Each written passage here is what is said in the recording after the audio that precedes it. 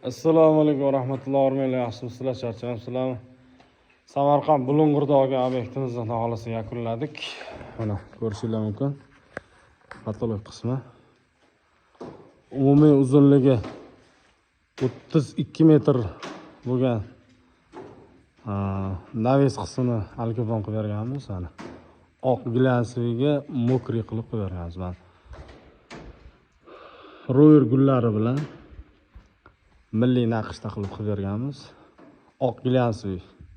Mana shu joylarga galogen chiroq qo'yiladi. Ko'rib bir baho berasizlar o'zingizlar.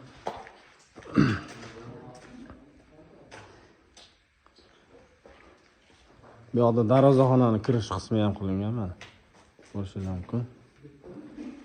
Hop. Oq glansiga mana ro'yer gulli qilib.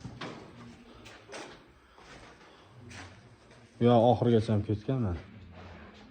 Qanaqa zo'r chiqqan chiroy.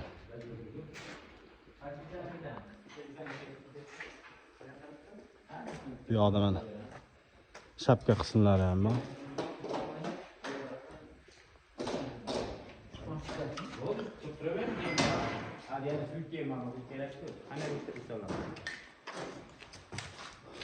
Hop, bu yoqda qayilgan qismida ham yana navesi bor edi mana. Navesini mana oxirgi qismida ozgina burchakli qismi, ya'ni kassoy joyi bor edi. Buni ham o'ziga yarasha chiroyli qilib chiqarib berganmiz. Ko'rishingiz mumkin. Oq glansiy qanama shunaqa yaltillab chiqadi. Mana ro'yer gullari mana milliy naqshda qilingan.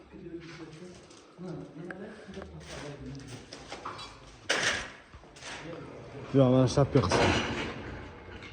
Ko'rishingiz mumkin. Qanaqa zo'r chiqqan.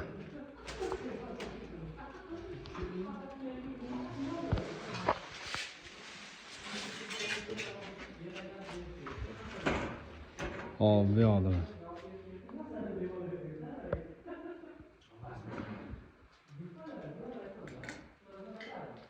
Umumiy ko'rinishi.